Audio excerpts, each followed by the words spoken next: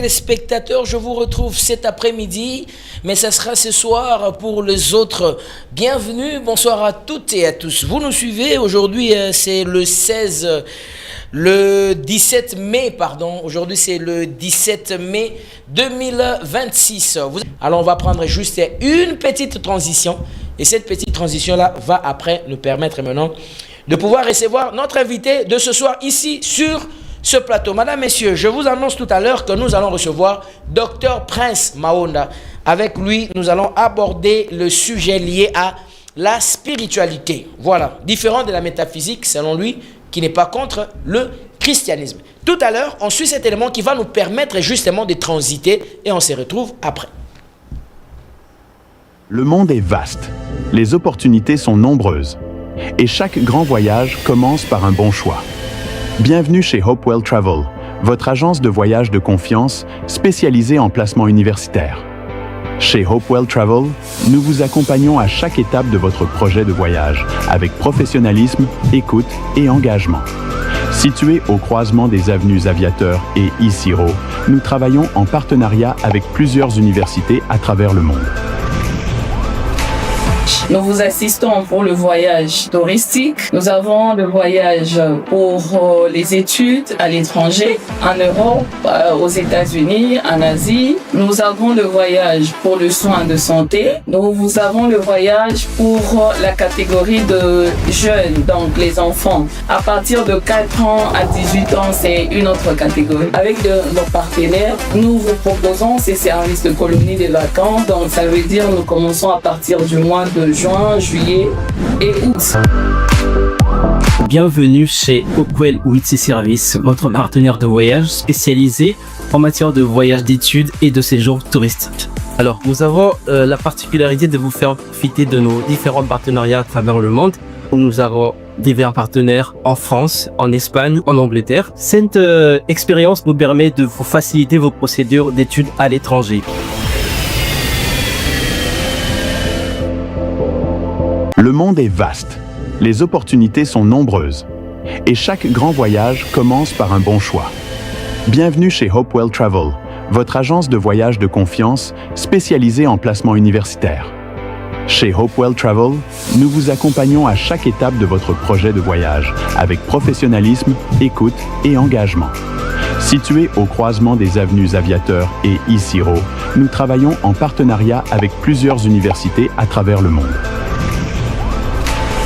Nous vous assistons pour le voyage touristique. Nous avons le voyage pour les études à l'étranger, en Europe, aux États-Unis, en Asie. Nous avons le voyage pour le soin de santé. Nous avons le voyage pour la catégorie de jeunes, donc les enfants. À partir de 4 ans à 18 ans, c'est une autre catégorie. Avec nos partenaires, nous vous proposons ces services de colonie de vacances. Donc ça veut dire nous commençons à partir du mois de juin, juillet et août. Bienvenue chez Hopewell Witsi Service, votre partenaire de voyage spécialisé en matière de voyage d'études et de séjour touristique. Alors, nous avons la particularité de vous faire profiter de nos différents partenariats à travers le monde. Nous avons divers partenaires en France, en Espagne, en Angleterre. Cette expérience nous permet de vous faciliter vos procédures d'études à l'étranger. Le monde est vaste, les opportunités. Merci beaucoup, merci à la régie, merci pour cet élément. Ça nous a justement permis maintenant de prendre notre invité de ce soir. L'invité de ce soir, il s'appelle Dr Prince Mahonda. Lui, il est un peu l'habitué de cette émission. Tozalarana régulièrement, Bajour et Belé, Akima Kibiso, mais on a tout fait pour quand même l'avoir aujourd'hui. Bon, avec lui, nous allons aborder les sujets liés à la spiritualité. On va prendre une deuxième partie parce qu'on avait déjà parlé avec lui. Tobandaka, les autres sur la sous aspect. Docteur Prince, bonsoir. Bonsoir. Merci. Bienvenue. Bienvenue à la tribune. Merci beaucoup. Malgré Bajour Kimbiso Mamouké, mais qu'est-ce qui s'est passé? J'étais un peu malade, na voyagé puis na zongi.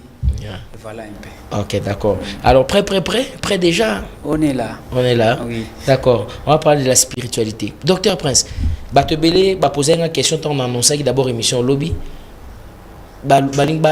Les gens veulent un peu savoir, c'est quoi la spiritualité? Au fait, spiritualité, ça renvoie à quoi justement, en fait? C'est quoi la spiritualité? Merci beaucoup. Na profité nano. Merci d'abord na PCB Nombote, na PCP équipe technique d'abord Nyon Sombote. Na PCP homme de Dieu, pasteur Carlos Bambote Belé. Ouais. Na PCP homme de Dieu, pasteur Jocelyn Kifipo Mbote. Na PCP Musée Kionga Antoine Mbote. Na PCP un confrère à moi, Landou Mayangi Minambote. Na PCP aussi meilleur coiffeur, les deux coiffeurs à moi, papa David et papa Jean Bambote Nabino Belé na 4 ya terre jaune na salon oye kenda sango. Merci beaucoup. La spiritualité oyo tuningai na loba une fois que sans spiritualité mutu akoko vivre malamu te na kati ya mokili oyo, parce que na lobaka eloko moko te koko sale maboye na monde visible sans euta na monde invisible. Comme voilà, monde invisible comme spiritualité spirituelle ndeto lobaka soki mutu aza spiritualité makambo ebele akozanga na kati ya vie na ye.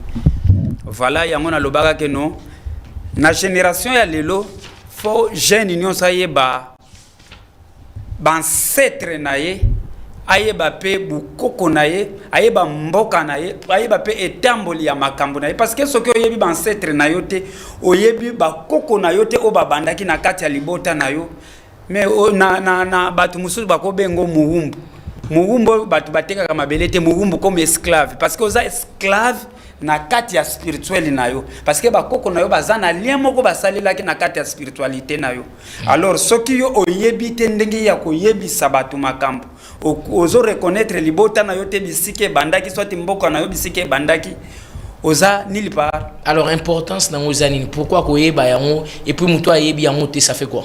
Mais muto ayebi yango te azamu mutu tokolo baki abungi nzela importance nango po efongolelo makambo nyonso po yeba yango, parce que lelo yo ozotambola kaka boyo yebi même lelo bakotu na yo koko ya bota koko lolo mama na yo nani oyebi yete nili part.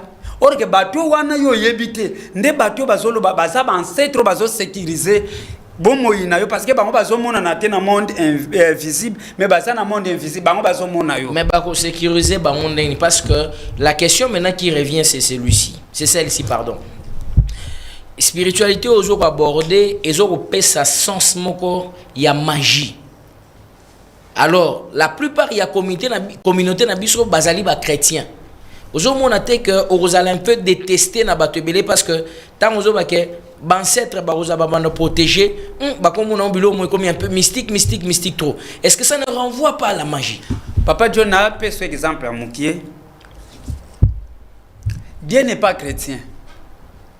Jésus-Christ n'est pas chrétien.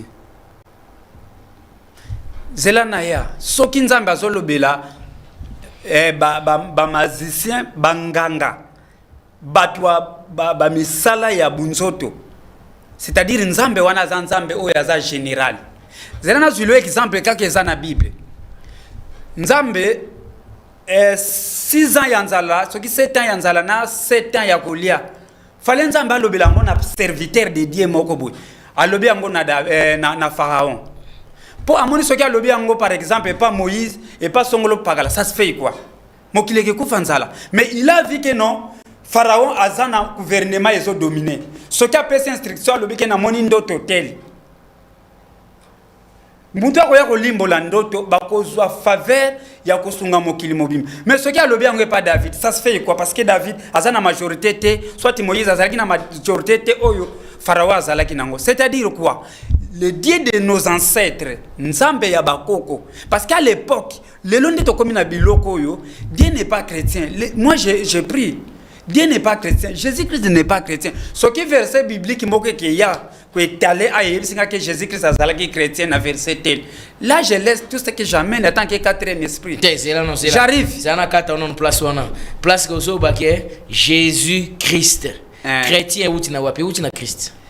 Na lingi na limbol. Bison de topesi yango. Laissez arriver. Je répète, Dieu n'est pas chrétien. Dieu n'est jamais à la Pentecôte. Biloko yo, faut peuple congolais à comprendre. Si aujourd'hui on tombe dans la difficulté, le lombo cannabis est comme une mabunga parce que nous avons des faux serviteurs de Dieu. Plusieurs serviteurs de Dieu va s'installer na kati ya mboka pona badigablo na bango ezwa ba valeur. Po babanda ko teka badigablo na bango, lelo babanda ko zwa mbongo a passe na kati ya ba frère ba sœur bana. Moi je devrais dire aux jeunes congolais, bobi mempe bozonga na kutimi na bino. Parce que jeunes soka zangi na kutimi na akozala na nguya na pouvoir.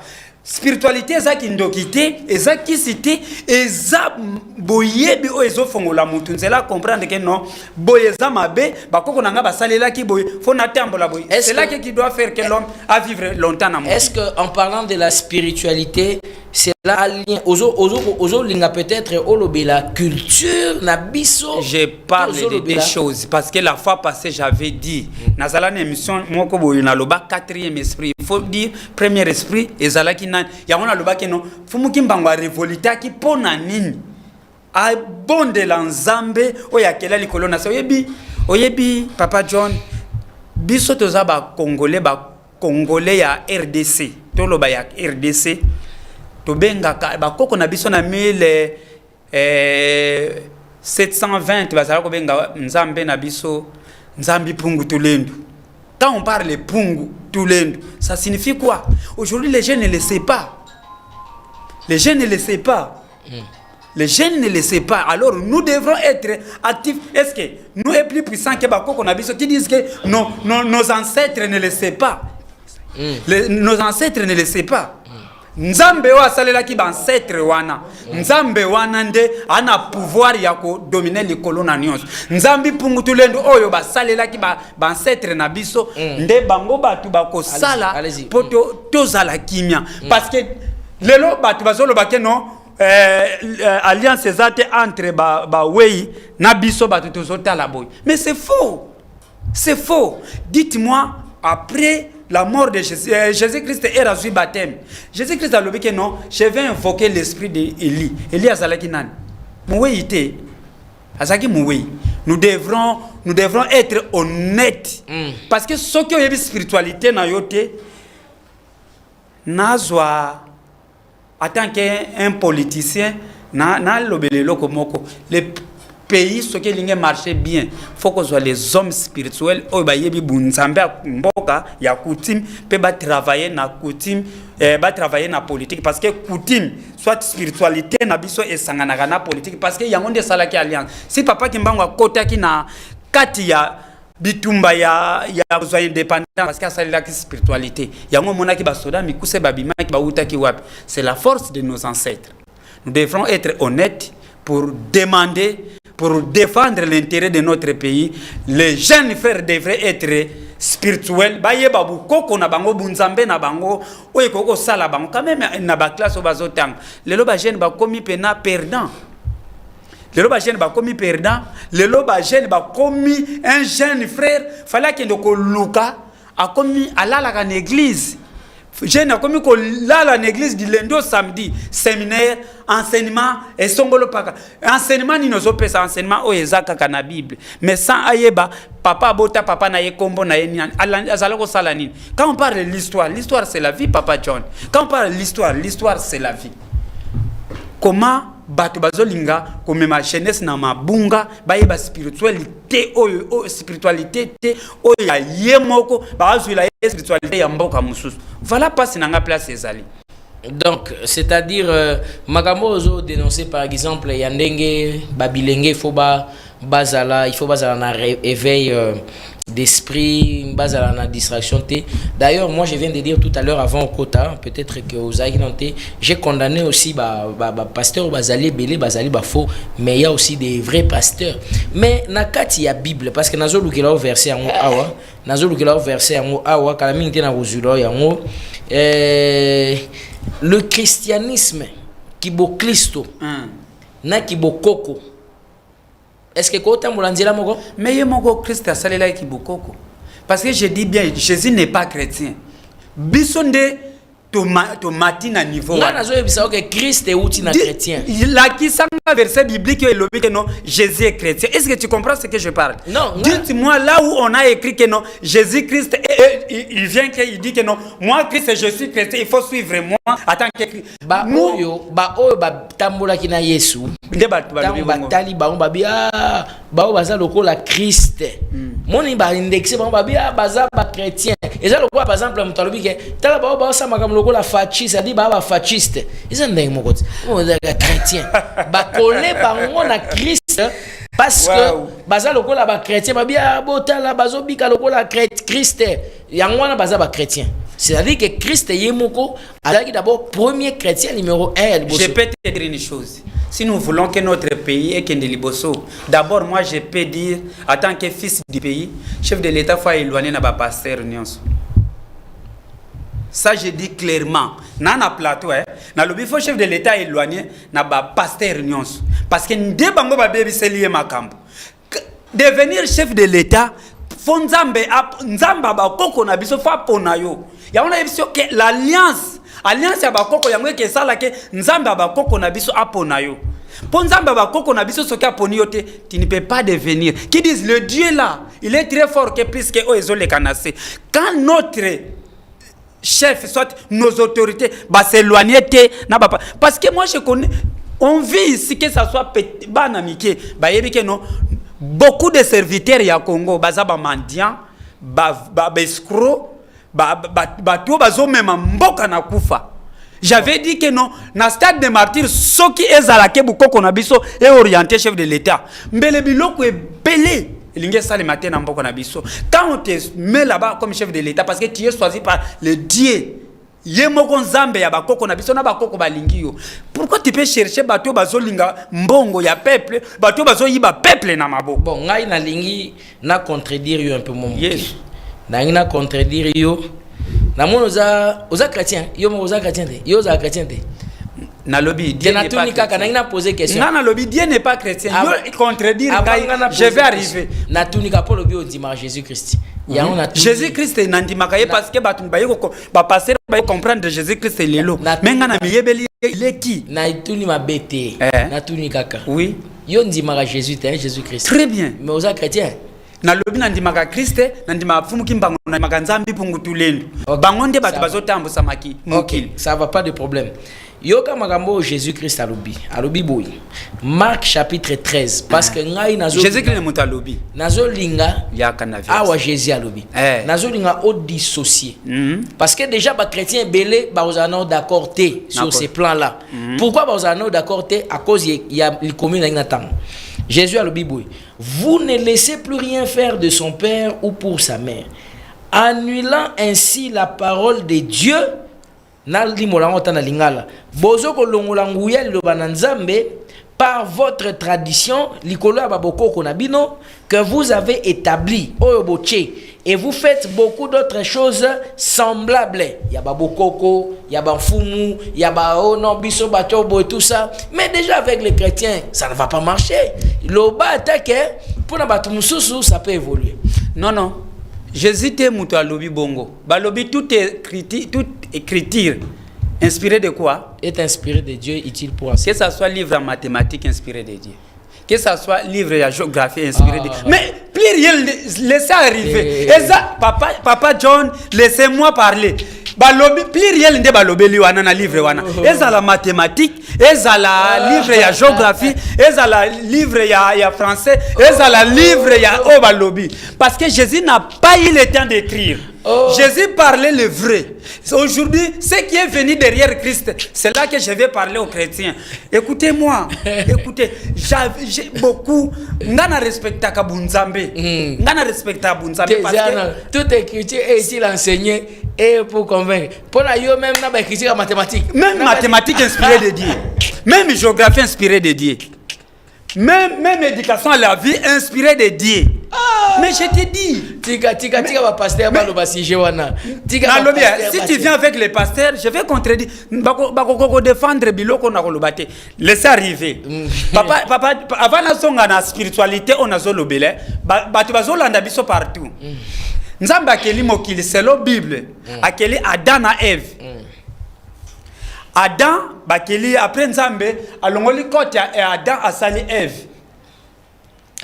Mais batu balobi Eve avekaki autant des années na mokili, Adam pe avekaki autant des années. Mais batu basali bango basalaki déjà mikolo. Vrai ou faux? Vrai. Basalaki bango basalaki mikolo. Ndenge biloko ko calculer bambola na bango. Po basalaki bango mikolo. Basalaki bango ba bébé tiki ba botami. Oh. Oh mona, je voulais expliquer que les jeunes comprennent. J'arrive là aussi. Mais soyons un peu sérieux. C'est pas vrai. Oh, mais comment on peut calculer Batou Basa déjà Basali Eve Azamukolo déjà jeune fille. Yo calculer mbola nendeni. Qui a vivaki 700 ans. On calcule en mondeni. J'avance un peu. Le même Bible yebsiso. Batou mi balé Adana Eve babotaki Caïn Abel. Caïn abomi Abel. Menzambe abengani Caïn a commis na elembo po akende kuna. Mais bino ezoyi bisabiso Caïn kuna kino bala mukile salimaki combien de fois. Bato abala ki ezaki na mukili mususu. O le même Dieu qui a créé ça. Akenda kana mwazi na bana kuna tanga ke kuna yemoko aboti na bana na ye ali mukili sala mukuna. Nani aboti na bana na ba ye? Yemoko Caïn. Aboti na mwasi nini? C'est là que je cherche des pasteurs qui sait aboti na mwasi nini parce que babota baki mibale ya kei. Parce que au monde qui mokile bandika na 2 personnes et boti pe 2 personnes. Les 2 personnes wana et kei moko abomi muninga moko akeko bota kuna aboti na mwasi nini. Zéro, je rentre dans la spiritualité. Alors quand je voulais expliquer même la Bible, au moninga papa tu as des Genèse et Apocalypse. Si, na yebi des Genèse et Apocalypse. Ndio moni na fandi hapo. Oyebi nini? De Genèse ti Apocalypse. Na lobe la spiritualité. Papa John. Ndio obotami wana ozana ba ancêtre na yo obabota koko ya mama na yo. Ava Kongwe Salema. Ezana mutu moko abandaki na mboko yo. Na nenini? Yamuna loba lukelanga mutu ayebi Kongo ayebisanga Kongo bandi na neni ndako alibose Salima na neni mutu atongaki ndako matiti wana azalaki na mboka nini po Kongo banda. Laissez arriver. Pont oto katsaka to lobike to naza na pont nazo katsa. To uti na Angola. Ba misusu ba uti boye to ye. Mais foko yeba famille utaki Angola e komaki na Kongo ndenge parce que zana ba mai. Ba koko na biso wana basalelaki bukoko po ba pon lelo ba traduire ngo na lolenge mususu. Il y a des choses chef de l'état zo sala parce que coutume na ba chef de l'état devrait avoir des conseillers spirituels o ba na bunzamba bukoko na biso po ba conduire ye na pouvoir na ye po awumela na pouvoir na ye. Azana muti.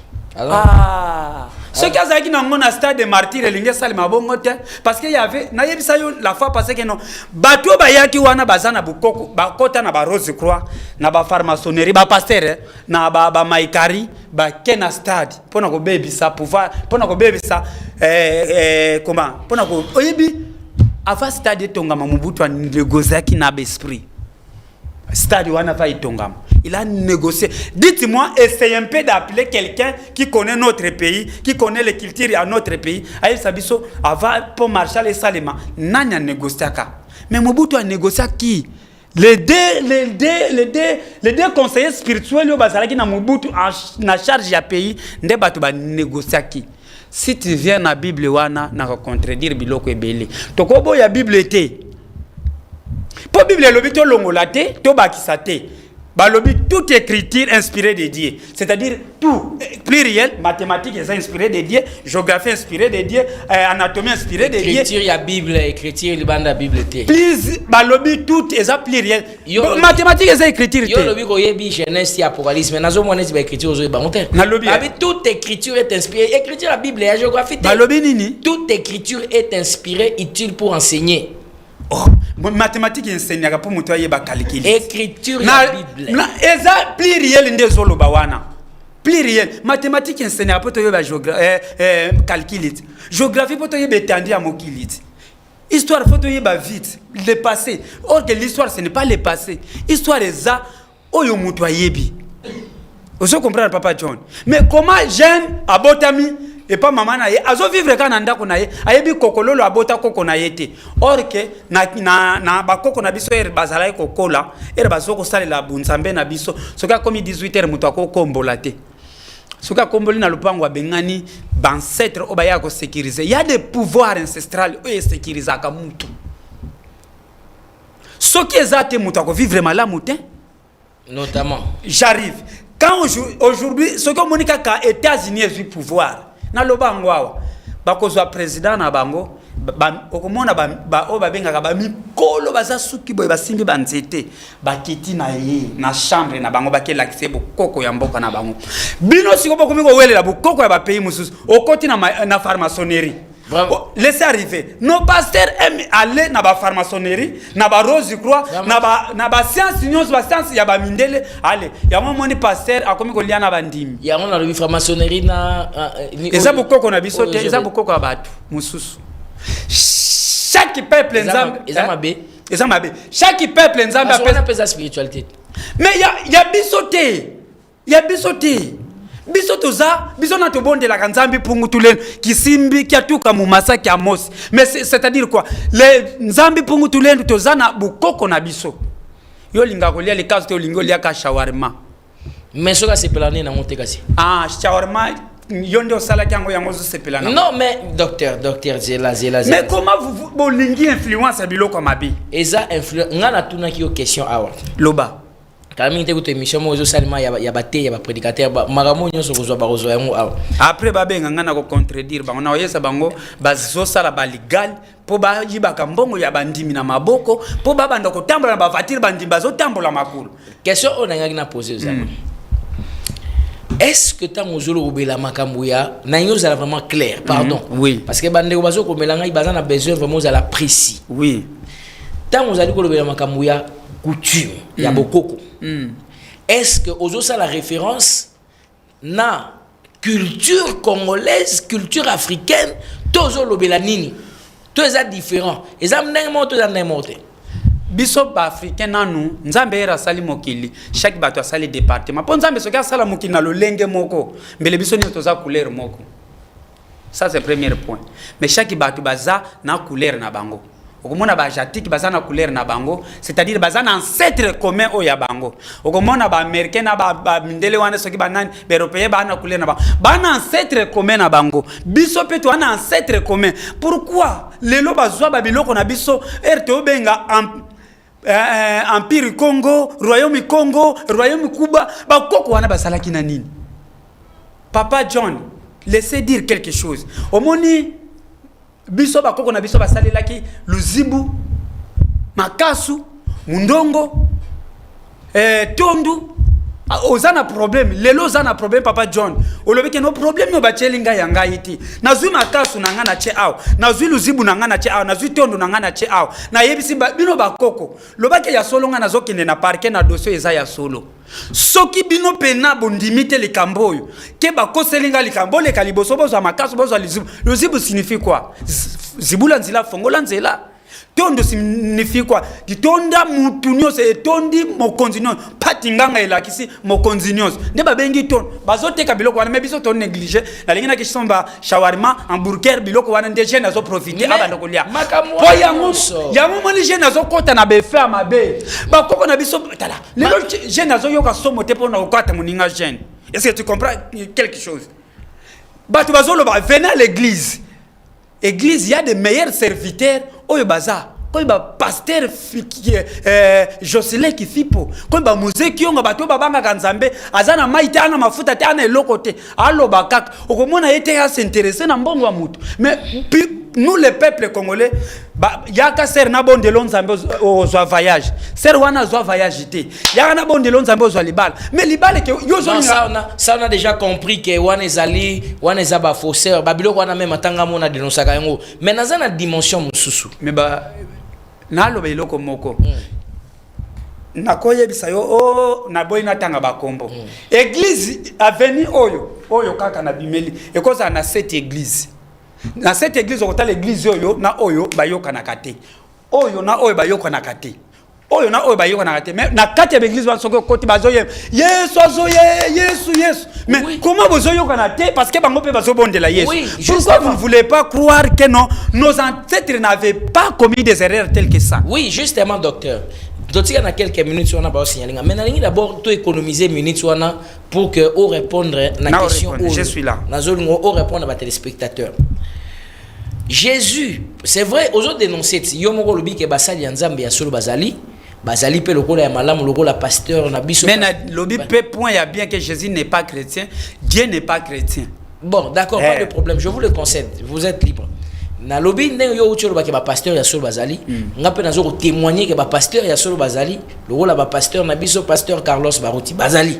Bazo kusala musala na Nzambe na implication nyonso. Mais maintenant question nga nazoko tunawa eza question mususu nalobi boye tozali d'un côté na christianisme tant au Christ aye alobi ba acte wana nyonso o ba pratique ya ba juif o ba pratique ya ba bokoko o bo simba mama kasu boye o mpungu tulendu o saisir la nyonso wana zoloba il a dit qu'il a brisé cela. Alors que vous rendez la parole de Dieu sans effet nul à cause de vos traditions. Donc babo mesano bozali na yango kuto atunaka Paul atunaka ba misusu ka ba chrétien on peut ezo okimangai. Alors mais bino bozali ba chrétien point ni bozo judaïsé bozo sa makama bokoko pourquoi? Ça dit que ici c'est que la question maintenant que je pose c'est que pour la plupart des chrétiens pour na bango déjà ba mona ke makambo ya bokoko il faut mettre ça de côté. Parce que ils allaient côté les méla bas saintes écritures et principe net par exemple il y a baboko oyo zolo bawana ils allaient à batu oyo qui ne croient pas en Dieu et est-ce que qui disent que non ajatique mobimbe nzambe ayebi angote pour baza ba chrétienté baza na bango ba chrétienté qui disent nzambe ayebi bangote ajatique mobimbe ba chinois ba coréen ba indien aussi ba japonais ce qui bongo ba yebi na bango baza ba chrétienté na lingi na cha parenthèse pour na ko battre la minute Jésus Christ a lobby pour papa John Olingo tel sanga que non lien mon côté eza entre les ba mort na biso ba vivant bongo ndenge ba chrétien to lobaka tu muta kufi si asia mais pasteur Carlos wana zolo banzamba papa na ngai alobaka ngo oui papa na ya sala papa na ya commencé traite le Dieu de mon père Dieu de mon père. Mais c'est la même, il peut dire que Dieu de mon grand-père, Dieu de mon cousin. Oui, ça mais je suis d'accord. Laissez-moi arriver. Pourquoi? À Salana Bango. Oh. Ça l'appelle. Mais pas comme banane. Yo comme ancêtre. Juro okufa bana na bazobele. Nzamba papa na biso. Nzamba bakoko na ngai. C'est-à-dire lien ezali parce que Jésus-Christ a telemi boyalo. Il faut na bele la esprit a Eli pour na défendre les camboy. Abele l'esprit Eli abandi ko solola nango. Non, ko bele la c'est normal. Ce qui peut yo bele l'esprit ya koko na yo boko solola na ye. Elo ni na lingi na loba. Lelo yo ba pasteur ba koti na église pona ko lakisa ke non ba koko na biso baza inutile. Yango mboko na biso ekufi. Parce que mboko na biso soki to respecter coutume na ba koko na biso mbele bo panzani onyo sezati. Qui dit quoi? Le chef de l'État va pas prendre ba décision belé pona ko tia sérieux na kati ya domaine ya ba pasteur oyo ba tondisi ba église. Oso comprendre parce que ba église ba tondisi souvent ya faux. Bazo même ba jeune na distraction ba jeune fallait ba yato la kisabango ndeni toko créer et le hôtel pombo kana biso pe zo ba valeur ndeni ba ninga bazo créer c'est nos ancêtres ndeni ba ko pesa biso pouvoir plan moko te ke bimana physique sans yota na spiritualité eza la moisi avant bota mwana fa uta kuna na spirituel. Oui. Voilà, je suis d'accord. Yamo moni ba komi ko pesa ba na ba kombo ba sainté o pesi ye kombo Dieu m'a donné la bénédiction mais mwana wana ye ne kobo.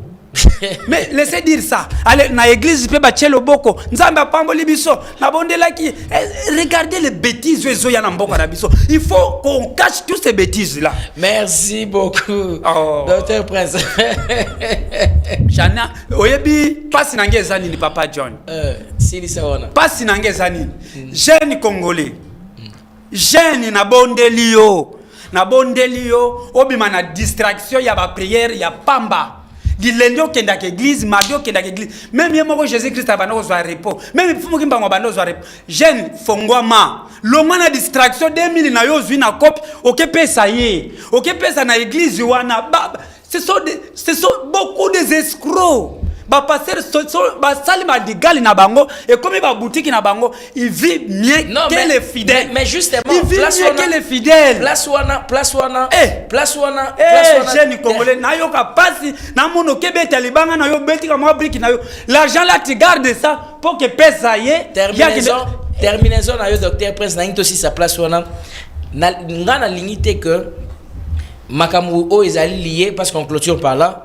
O ezali lié il y a coutume au lié à mokaka directement dans l'église. Oui. Parce que ça peut donner l'impression que yo za contre ba église nyonso. Or yo nangai awa to uti koza d'accord qu'il y a des véritables serviteurs de Dieu. Parce que en voulant généraliser yo nangai yo nano zalaki d'accord pour ça ba propos na yo. Oui, d'accord. Ko changa pété na domaine wana. Olobi amo que il y a véritablement des serviteurs de Dieu. Soyons d'accord à ce niveau-là. Mais maintenant poussons pas de la coutume parce que il risque de que yozo s'acharner automatiquement dans l'église. Or non, sans les églises mboko na biso linge comme aboyité. Le problème c'est mboko na biso ke baby boy. Ce qui chef de l'état makambo ebele et so bouleverser na pouvoir parce que l'église de bazar. D'accord, les problèmes n'a concédé pas de problème. Le problème ce n'est pas vraiment à ce niveau-là. Mais le problème c'est yone na zomona aux un problème plus il y a batouba revenir na spiritualité ya mboka ya mukoko na biso justement. Mais moi je pense que la prochaine fois tozana émission, j'aimerais qu'on puisse parler plus de la culture oyo ezali ko tailler ba valeur ya mboka na biso. Parce que surtout le culture na moni o s'attaquer sur l'église. Merci beaucoup docteur Prince. Voilà, fidèle nakati ya kokio lo basute na bakaka na pesa bambote oui, ce que ça d'abord peuple congolais nyonso faut yeba que Dieu n'est pas chrétien. Jésus-Christ n'est pas chrétien. Verset mon côté o bakotinde la biso bakolakisa biso que Dieu est chrétien. Ndimela bakoko na yo o batambolaki na nzambe pungutulendu nde bango wana nde bakosala na nzela na bango ba protéger yo ozwa makambo asika mais ce qu'on zo rejeter banzela no ke kangama na pesi mbote na père nangai Léon na pesi mbote na fils nangai Petit Prince Petit Léon nde bango batu na pesi mbote na papa nangai na lingaka mingi Jocelyn Kifipo na pesi mbote na papa nangai na lingaka mingi Papa Antoine Kionga na pesi Salo David yangonde sala ngana zala boye. Merci. Sika ba bongisa ngai na pesi pe bambote na bandeko nyonso ya basi pe mibale o balandi biso na pesi pe équipe technique nyonso na pesi pe frère nangai Landu. Na PCP Papa John Mbote, mais Dieu n'est pas chrétien. Merci. Merci beaucoup. Merci beaucoup. Bon docteur Prince Yemoro. Ah, tu peux ça pas Mbote, mais PCP Bako Mbote, c'est extrêmement grave. D'accord. Merci beaucoup. Bako tu peux ça pas Mbote na biloko boyete. Avant na yana liesi bango. Na pesi bango makasu, na pesi bango luzibu, ba fongoli nzela na ye, il y avait des embouteillages mais Bako va protéger. Nzamba Bako na liesa ki bango makasu avant na ya. Merci beaucoup. Merci papa. Fidèles téléspectateurs, on a fini l'émission d'aujourd'hui. Portez-vous bien. Quant à moi, je crois au Congo, je crois en sa délivrance, mais que chacun de nous joue sa partition convenablement. Merci beaucoup, docteur Prince. Je vous en prie. Dieu n'est pas chrétien. À tout à l'heure.